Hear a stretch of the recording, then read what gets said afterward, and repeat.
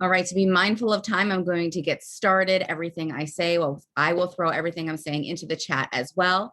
Welcome to the Michigan Association for College Admission Counseling virtual college fair.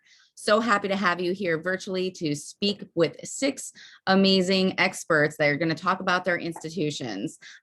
This part is really important. They cannot hear or see you. So if you have a question, please utilize the Q&A button that's at the top or bottom of your screen. So that Q&A button is the only way you'll be able to ask a question during this 45-minute session and get an answer. But the most important thing is that you take down their contact information. They're going to be putting their contact information in their presentation, but also into the chat. So please pull that information and contact these folks. You can sign up for more sessions today for the next time slot, and same place you signed up for this one. And a recording of this will be available at StriveScan's website. And again, I will put all of that into the chat as well. All right, we are going to kick it off with University of Melbourne. Hi, everyone. Thanks so much for joining us today. So my name is Julia, and I'm with the University of Melbourne, based in beautiful Melbourne, Australia. So today I'm just going to kind of briefly go over some advantages of doing your bachelor's degree in Australia. Bachelor's degrees in Australia are only 3 years, and we are part of the group of 8 institutions, so comparable to an Ivy League down under, at a much more affordable price. And of course, it's a great chance in your life to have a really amazing experience in a beautiful country and a beautiful city. So Uni Melb is a large public research intensive university. So we have about 50,000 students, about half undergrad and half grad. We're ranked #1 in Australia, and we are ranked 25 in the world. We do have every sort of program you could find at a large public institution here in the States. So everything from STEM to business, humanities, performing arts, and more. And as you can see, a lot of our programs are really world-renowned and ranked in the top 20 globally. So the point of difference applying to a bachelor's degree at Uni Melb is that you apply directly to the program rather than the university overall. So you do have to have an idea of what you'd like to study, but you don't need to choose your major until your 2nd year. So there is still that flexibility to take elective classes and explore your outside interests. The entry requirements are pretty transparent. So if you meet what's listed on our website, there's a really great chance you will get an offer.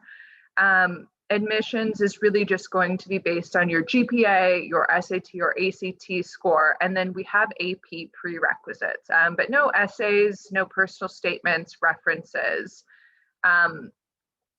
And you know, the whole application's pretty straightforward and will take under an hour. So let's say you want to study marine biology. You apply directly to a Bachelor of Science, and you would need a 3.2 and then an SAT of 1320 or an ACT of 28. And then we would have the prerequisites that would be AP English, AP Calc, and then an AP Science. We also do accept the IB diploma as well. For 2021, we definitely have test alternatives. We're not test optional though, so you can do an online stat test or an AP aggregate. And I'm happy to go over these things more one-on-one if you reach out following the presentation. So the academic calendar is a little bit different in Australia. So semester 1 is March to June and semester 2 is July to November. So the seasons are also going to be a little bit different. So winter will be in July and your summer break will be November to February. So many people wonder or think that it's going to be a fortune to do a degree overseas. And in many cases, it can actually be really comparable in price to in-state options. You can use your US student loans at UniMelb and a number of other international schools. And since you're only doing 3 years, you're saving a year of tuition, living expenses, and you're getting out into the workforce a little bit sooner. We do also have merit-based scholarships you'll be automatically considered for when you submit an application. We definitely appreciate that your education is one of the biggest investments you'll ever make, so we're really proud to rank 7 in the world for graduate employability. So lots of opportunities for internships, research, and we also have a huge alumni network that spans the globe. So here is our lovely campus. It's just about 10-15 minutes away from downtown Melbourne. We are Australia's 2nd oldest university, so we've been around since 1853, and we have lots and lots of beautiful old buildings. We do, however, have a lot of great modern facilities as well that are really great places to study and learn in. So one of the great advantages of doing a degree overseas is you get to have a really great cultural experience. So Melbourne was actually rated the most livable city in the world for 7 years in a row, and we are currently number 2, but there's all sorts of different things to do both on campus and around the city. It's sort of considered Australia's sports capital, cultural capital, lots of cafe culture, museums, and the arts, lots of different things. We're only about an hour away from Great Ocean Road, so there's really easy access to nature, and we're only about 30-40 minutes away from our beach communities. Please do sign up for our mailing list. We have sometimes events, and you can find out more about applications. Also, please do feel free to book a one-on-one Zoom call with me if that would be helpful. But thanks very much for your time, and I'll pass it to my next colleague. All right, thank you. Next up, we have McGill University. Hi there, everyone. My name is Corinne. I use she, her pronouns, and I am from McGill University up in Canada. So I'll be bringing you through a brief little presentation about our school today. So McGill was established in 1821, so we are actually celebrating our 200th year anniversary this year, which is pretty exciting. And we're located in the beautiful Montreal, Quebec in Canada. So while Quebec itself is a French-speaking province and Montreal is a bilingual city, but the institution of McGill itself is an English language institution. So your classes, your professors, research opportunities, internships will all be available in English to you. However, it's a great chance to practice your French or learn French with locals in the city or your fellow classmates by virtue of it being a bilingual city. Additionally, we have about 40,000 students total. About 30,000 of those are undergraduate and about 10,000 of those are graduate students on our campuses. And something that we really cherish at the school is the fact that we have great collaboration between our graduate and undergraduate students. So whether it's with academics, research, extracurricular activities, there's a lot of collaboration going on between those two groups, and is also really helpful for our undergraduates for if they're looking for mentors to help them navigating the graduate school experience. So earning a degree from McGill will be earning a degree that opens doors. We're the #1 medical doctorate school in Canada. We're ranked 31st in the world. And by virtue of attending our institution, you'll be introduced to a global network of over 300,000 alumni spread across the globe. We also have research opportunities abroad, study abroad opportunities, internships, work opportunities, so much that you can access both during your undergraduate career and beyond. So the city of Montreal itself is such a wonderful cultural hub and is so vibrant throughout all the seasons. Some of our students' favorite things are cafes and restaurants that we have available throughout the city, art festivals, concerts, skating and outdoor activities that people can do. Definitely some fan favorites are the 24-hour bagel shops, brunches on the weekends at really aesthetic restaurants and cafes, and then as as well are music festivals and concerts. We have a great music scene in the city. We have outdoor festivals such as Osheaga, which is a big indie festival in the summertime. And then another student favorite would definitely be Igloo Fest, which is an outdoor EDM festival that happens in February every year. So as you can imagine, pretty cold, but our students love it because they get to dress up in big colorful ski suits and ski goggles, and it's a very nice break away from midterm season. So as you can see here, our campus is right in the heart of downtown Montreal. So you have access to both all of the city and then green spaces, both in our campus and behind our campus, where we have the lovely Montreal Mountain that's in the middle of our city that you have access to, and our campus backs right up onto. Another great thing about Montreal, we have the cheapest rent of any major city in Canada. So a lot of our students will use residences in their first year, which we guarantee to all first year students. And then after that, move out and live out in the city with friends or by themselves, which is really nice. Additionally, we're a very accessible city. So whether it's with transportation, walking, mobility devices, or biking, most students get around the city without a car. There's not really a big need for one. And you can get from one side of campus to the other in about 10 or 15 minutes, which gives it a really nice kind of like closed-in campus feel with the city just beyond our borders. So we have over 300 distinct programs for you to choose from at 2 different campuses. So the majority of our students study at our downtown campus, which you just saw on the last slide. And then we also have our Mcdonald campus, which is about a 40-minute shuttle bus ride away from the downtown core. And at this campus, this is where our agricultural and nutrition students study, environmental sciences, and bioresource engineering. So Mcdonald campus has about 2,000 students, and we do have a free shuttle bus that runs between the 2 campuses throughout the week and the weekends, which is great as well. But majority of our students live in the downtown core. Additionally, all of our faculties have a specified internship office. So if you're looking at getting internships as early as your first year, or after that, you can reach out to the school's internship office or your faculty specific one for local and global connections. So a quick US admissions overview, our application is due January 15th every year, and our applications open in September of the year prior to the one that you're applying.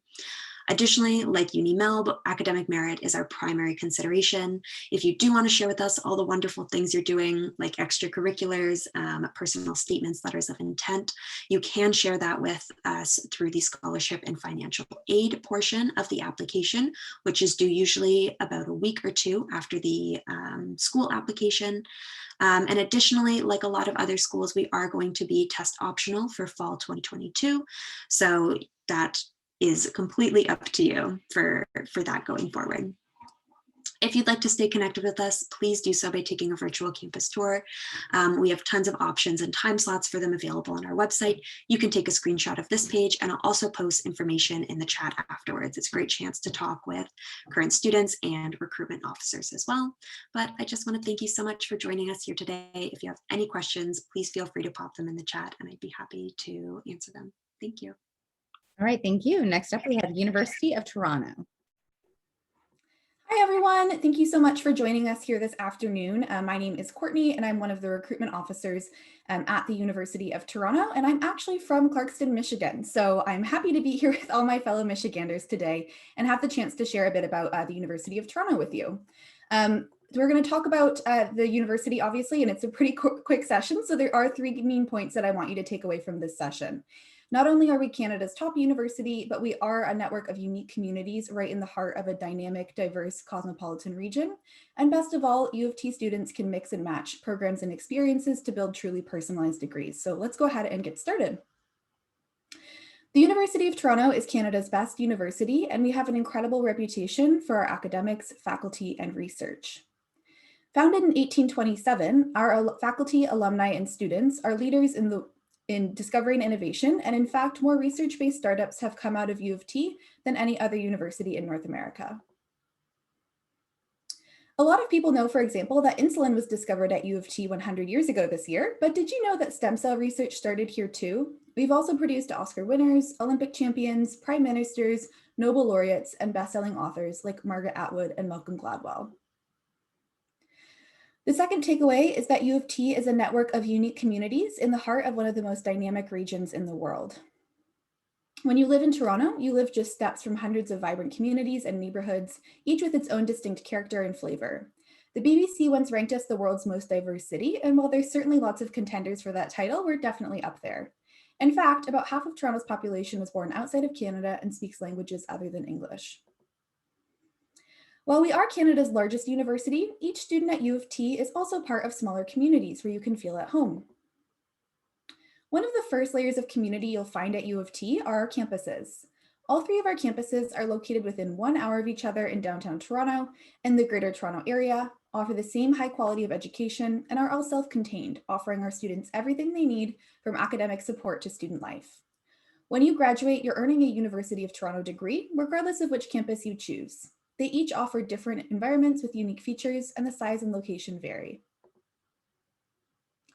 It's critical to us that every U of T student has not just a home base, but a team that's there to support and cheer you on. We want you to be happy and to reach your full potential, and that's why each of our campuses is also home to a wide range of student services. Your professors and TAs will hold weekly office hours to work with you one-on-one, and U of T students take full advantage of these services, so much so that 91% of first-year students move on to second year. The third and final takeaway that we mentioned at the beginning was the ability for a U of T student to mix and match programs to really personalize and build their own degree. With over 700 program options, there's no shortage of opportunities to do this, and this is really the best selection of programs in Canada. At U of T, many programs are available on all three campuses, allowing students to choose the environment in which they want to study. Other programs are unique to a specific campus. So for example, the St. George campus offers over 50 different languages in the arts. Forensic science is at Mississauga, and our journalism program is at our Scarborough campus. We have the largest and highest ranked faculty of engineering in Canada with 8 core programs you can apply to directly from high school, and also an undeclared first year called Track 1, where you can then go into one of our core 8 programs. The 3 remaining communities are the smallest at U of T and again are unique to the St. George campus. Our Architectural and Visual Studies program offers studio time and a foundation in design thinking. Our Kinesiology program is the study of human movement and offers many opportunities to get outside of the classroom. And what better place to study music than in the heart of downtown Toronto, which is our smallest faculty at U of T and specializes in one-on-one instruction. You can also customize your degree through your co-curricular record, which is a great way to apply what you learn in class to the real world. We offer paid work placements through our co-op and professional experience year co-op programs, as well as research opportunity programs. When it's safe to travel abroad, we also have formal exchange programs with over 140 partner institutions in 40 countries, along with a plethora of international experience pathways through summer abroad options, paid externships, and international course modules that count towards your degree. And as Canada's largest university, you can get involved with any of our over 1,000 student clubs, our 44 varsity blue sports teams, or our intramural program. So if this is all sounding pretty good to you, let's talk a bit about admissions. Here's a quick timeline to help you visualize the process. We encourage students to submit their initial application by early November, which gives you plenty of time to submit your required documents, complete a self-reported grades form, and any other supplemental applications that may be required for admission. Like many universities, we are test optional for fall 2021 and fall 2022 for any US applicants. And admissions decisions are generally released beginning early in the new year and throughout their spring. We're also pleased to offer a range of scholarships varying in value for international students. Applicants are automatically considered for these awards with no separate application required, and successful candidates will receive notice shortly after admission. The Lester B. Pearson International Scholarship is our largest award for international students and covers the cost of 4 years of study. Each high school can nominate 1 student for this award each year, and I encourage you to visit our Award Explorer to learn more about it. That wraps it up for me. Thanks again so much, everyone, for tuning in. I'll put my contact information in the chat if you'd like to sign up to learn more, and enjoy the rest of your Sunday. All right, thank you. Next up, we have Macquarie University. Perfect, thank you. All right, thanks everyone for joining today. My name is Leanne Allen and I represent Macquarie University in Sydney, Australia. Sydney is a stunning city, and as a student at Macquarie, you have the best of both worlds, the big cosmopolitan city experience, as you can see from that picture here. The awesome beaches. This is Bondi Beach, which is one of the most famous beaches in Australia. And fun fact for you, if you saw one new beach in Australia every day, it would take you 27 years to see them all. From the beaches, you retreat back to campus, which is a stunning Parkland University. We're a big public school and we have about 40,000 students.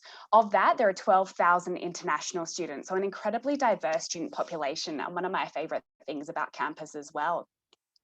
A lot of students ask what it's like to study in Australia, and I think it's fair to say it's somewhat of a similar experience to studying in the States. Australian students want a similar university experience. That first picture there is our Macquarie. The university is named after the 5th Governor of New South Wales, who was Scottish, hence why our mascot is in a Scottish quilt. That second picture there is our one of 2 swimming pools on campus, and our weather does allow us to have an outdoor swimming pool. If it's below 60 degrees in winter, we'll complain it's too cold. If it's above 90 degrees in summer, we'll complain it's too hot. So we like a very mild, temperate climate. But if you do want the snow, you can certainly find it. It's about a 3-hour drive from the city to the ski slopes. So if you're worried you'll miss snow, you will be able to find it. We have a lot of clubs and associations on campus too. There's over 120 clubs that you can join. I definitely recommend students join as many as possible to really get to know the community and find your place there. That bottom middle photo is our Incubator Hub. The university really encourages students to think from an entrepreneurial, innovative spirit. And if you do have an idea that you think can be blossomed, you are able to get a desk in the Incubator Hub, and the university is willing to support you to follow that passion. We also have a full week of orientation as you first arrive in Australia, and we'll actually pick you up from the airport when you first get to Sydney. And that's a really great way to get to know the campus and meet the different academics you'll be working with throughout your degrees with us. So as Julia was saying, degrees in Australia are 3 years in duration, as we don't have general education requirements. You do need to know what you want to study when you apply to the university, but if you're not entirely sure what you want to do, I recommend students do a double degree, so a Bachelor of Arts and a Bachelor of Science, for example, which is a 4-year degree program and means you graduate with 2 certificates. Our most popular programs are our Accounting, International Business and Business Administration. We have really strong media and communications program as well as criminology, cybersecurity, counterterrorism. We specialise in software and telecommunications engineering, and fun fact for you, we actually invented Wi-Fi, so you're welcome. For anyone thinking about earth and environmental studies, studying in Sydney is an incredible place to do that. Climate change and sustainable development is another area that the university excels in. And our flagship program, our Bachelor of Clinical Science and Doctor of Medicine program, is a 6-year degree program out of high school, where you're able to become a doctor at the end of it. In your final year, you're able to come back to the States and do clinical rotations at Washington, St. Louis or Dartmouth College, top 10 US medical schools as well, which is a great opportunity for students. We do have on-campus accommodation. It isn't compulsory, it's not guaranteed, but as long as you apply early, you won't have any problem finding accommodation on campus. Generally, you will have your own bedroom and you may have your own bathroom, you might not. It depends on the kind of lifestyle you want and how much money you want to put towards it as well. But that first photo there is our brand new accommodation right in the heart of campus that you opened actually last month. Meal plans are available, but they are associated with the accommodation provider as well. So do keep that in mind as you're looking for accommodation at Macquarie and other Australian universities as well. It's not that expensive to study overseas. Our average tuition is about $24,000 per year, although it does depend on what you want to study. It can be a little more than that. Keep in mind it is the 3-year degree program as well. So you're saving a year of study before you even start with us. Living costs are around $15,000 per year. That's your flights, accommodation, insurance, and all those fun entertainment costs too. So the total cost of attendance is about $40,000. Students can use US financial aid, and we do have merit-based scholarships, which you can apply for once you receive an offer to the university. And students can work while studying in Australia. Our minimum wage is about $19 an hour, which is pretty helpful. So it's free to apply to the university. You apply direct through our online portal. It's a really straightforward application, generally takes students about 10-20 minutes to submit. In theory, we should have 100% acceptance rate because it's very transparent online, and we show exactly what you need to gain entry into the degree. We don't require essays or recommendation letters, so we really are just looking at your academic abilities. We generally do require the SAT or ACT score, but we are test optional due to COVID-19, so we will look at the GPA from your high school program. Also need to submit a passport. And then once you complete that application, which we do have rolling admissions, you'll receive an outcome within about 2 weeks of submitting that. From there, you can apply for scholarships, financial aids if you plan to get accommodation, accept your place in the program, purchase overseas healthcare insurance, get your visa, book your flights, and come to Australia. I am based in the US, so I help students throughout that entire process as well. Being in the Southern Hemisphere, our dates are a little bit different. We start in the February and the July of each year. It's about 50-50 as to when students do start. So it's completely up to you as to when you would like to start those programs. We generally recommend students do apply for the July intake though, but if you want to defer and make it February, that is totally okay. That is all from me today. Thanks so much for joining and hopefully see you in Sydney, Australia. All right, thank you. Next up, we have Hopkins University. Awesome. Thank you so much, everyone. And again, thank you for spending some time on your Sunday. My name is Jeremy Parks. I'm your regional admissions officer here at Johns Hopkins University. A little bit unique in this group in that we are based in the United States in Baltimore, Maryland. So just to give a little bit of a sense of who we are, what we do, we were founded as the first research institution in the United States. So in 1876, we were founded with the intention of looking at existing knowledge and probing for new knowledge. It is really a big part of who we are. We see that very actively with our students today. So about 60% of our students will be able to expand and try different majors, minors, be able to do research.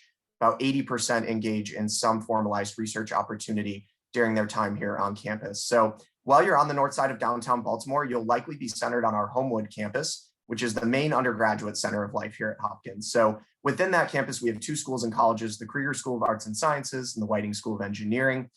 Regardless of what major you are interested in applying to here at Hopkins, you are not applying to an individual major or program, but rather the entirety of the university. So if you apply under biology and decide that that's not for you when you get here, perfectly fine as well. You are more than welcome to do anything within arts and sciences or engineering. The only exception to that rule is our biomedical engineering program. That is the only direct application program that we have here at Hopkins. But while you're here, we are a really big network as well. So you absolutely have the ability to go around our campuses here in Baltimore and in the greater Washington, DC area and be able to work with our School of Medicine, our Bloomberg School of Public Health, both respectively #1, #2 in the nation, depending on which ranking you look at. But again, world-class opportunities, world-class facilities that will supplement your classroom experience. So again, with that classroom experience, 52 majors, 46 minors, you're not applying to individual ones. You are able to build, add as you see fit. We don't have a core curriculum here at Hopkins either. So there are no required classes that every student has to take in order to graduate. So a nice perk that allows you to pile on multiple programs without having to do those early required courses, which again gives us that ability to have about over half of our students graduate with those double majors, those multiple major minor combinations too. Outside of the classroom, I mentioned we were the nation's first research institution. That is a huge thing for us still. We also spend more money on research than any other school in the United States every year. So last year was about $2.56 billion on research funding. That was our 40th year in a row of leading the nation in research spending. This year will be our 41st year of doing so. For context, we exceed the next closest institution in the United States by over $1 billion. So you truly have Hopkins up here in research funding at 2.56, and then the next closest school $1 billion below that. So it is an enormous gulf that gives you a lot of opportunities to take that research and use it to supplement what you're learning in the classroom and add those real life skills that you can take with you once you leave too. For study abroad and internships as well, we're more than happy to provide those. Equally like research, very well funded. We do have branch campuses that are associated directly with Hopkins, one in Bologna, Italy that you can see in the bottom left, as well as another in Nanjing, China. But again, hundreds of partnerships with universities around the world as well. We have about 400 different student organizations for you to choose from here on campus. They range all across the spectrum.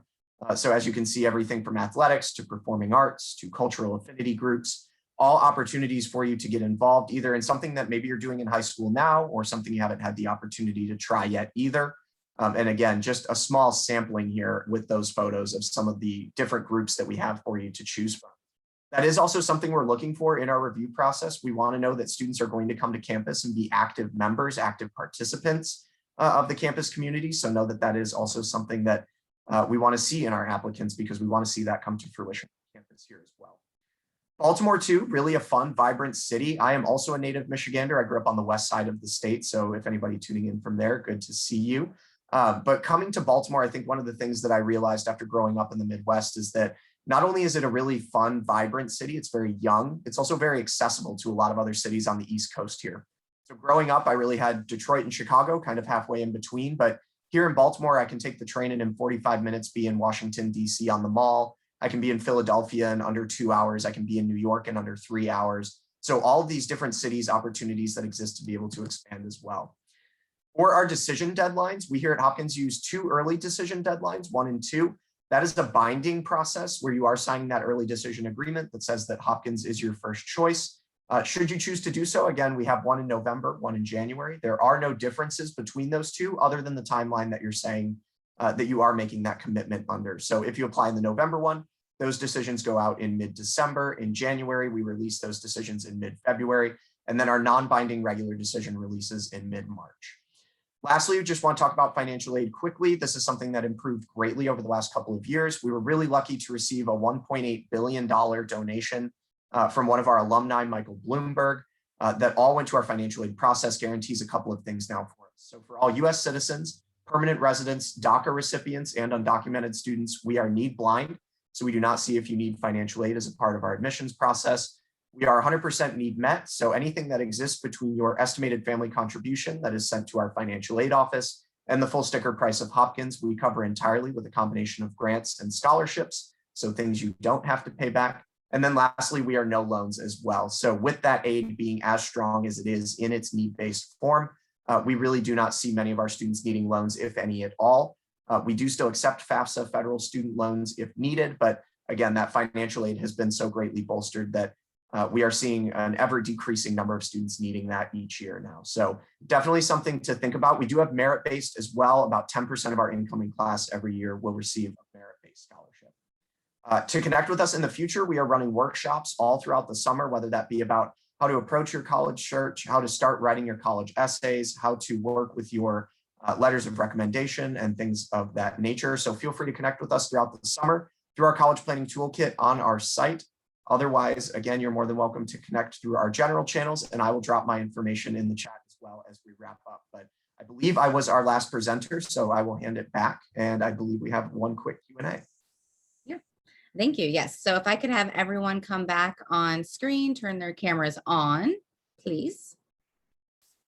All right, same order that you presented. If you could answer for us, what advice would you give someone going through the college search process? Hi, everyone. So my advice is to really think outside your comfort zone. I think it's a really great experience to live and study overseas. It was really one of the highlights of my life to do a degree in Australia. So I really encourage you to, set up a binder and cost everything out and, put some international options on your list. I think a great thing to do is reaching out to the university and seeing if you can connect with current students, because they can really give you a good idea of what the school is like, what the school culture and environment is like. And a lot of the time, the schools will happily put you in contact with one of their current students if you want to talk to someone about the experience, for example, of going abroad or going out of state as a US student. I would definitely echo what my 2 colleagues already said, but also don't be afraid to reach out to us. It is our whole job to answer questions, and there's no question too small, especially if you are going, out of state or to a different country. We can, help you guide you through different parts of that experience or refer you to other offices on campus as well. Absolutely. And I think there's probably never going to be another time again where you can go so freely around the world. And if the thought of doing your full degree overseas is a little too daunting, make sure you do a study abroad or exchange or a summer or winter overseas, because you will never, ever regret that experience.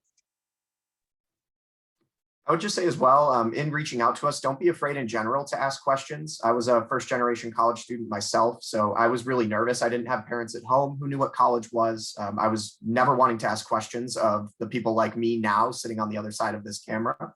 So don't be afraid to do that. We really are resources. We really dedicate our time to helping you. We want to see you succeed, whether that be at our institution or at another. So please, please, please reach out to us and don't be afraid to ask those questions as well. Great advice. We do have time for another question. So in the same order, if you could tell us, what is your favorite event or tradition on campus?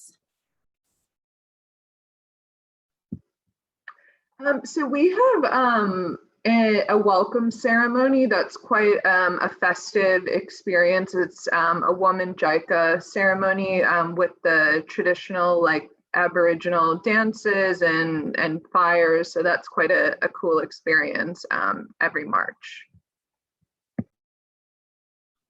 I would say definitely a student favorite is something we have that's called OAP, or Open Air Pub, which is a big outdoor barbecue that the engineering students host at the beginning of the fall semester and at the end of the winter semester every year. And it's just a great chance for the whole school to come together and celebrate the beginning or the end of the school year.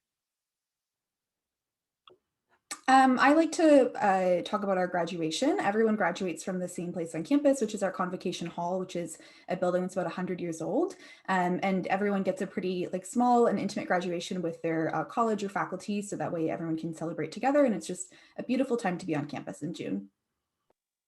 We celebrate Conception Day, which is actually a week where we have a music and arts festival in the middle of campus, celebrating when the university was first signed into being. And at Hopkins, the day before your first finals in your first semester, we have what's called lighting of the quads. So in the month leading up to that day before finals, you'll see Christmas lights that are put all through trees, buildings, different railings on campus, but they never light up at night until this evening. So we have a giant outdoor event with performing arts groups. We have our university president who comes out, typically gives a self-deprecating speech about himself to put you at ease, make you laugh.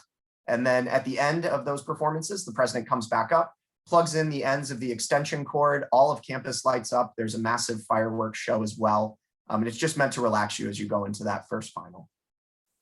All right, all of those sound awesome. I just want to thank our panelists, our experts again, for being here for this virtual college fair. And thanks to everyone attending now and those of you that are watching this recording. If you are here with us when you leave, there is a 4-question survey that will appear. There are more sessions you can sign up for today, so make sure you sign up for the next slot.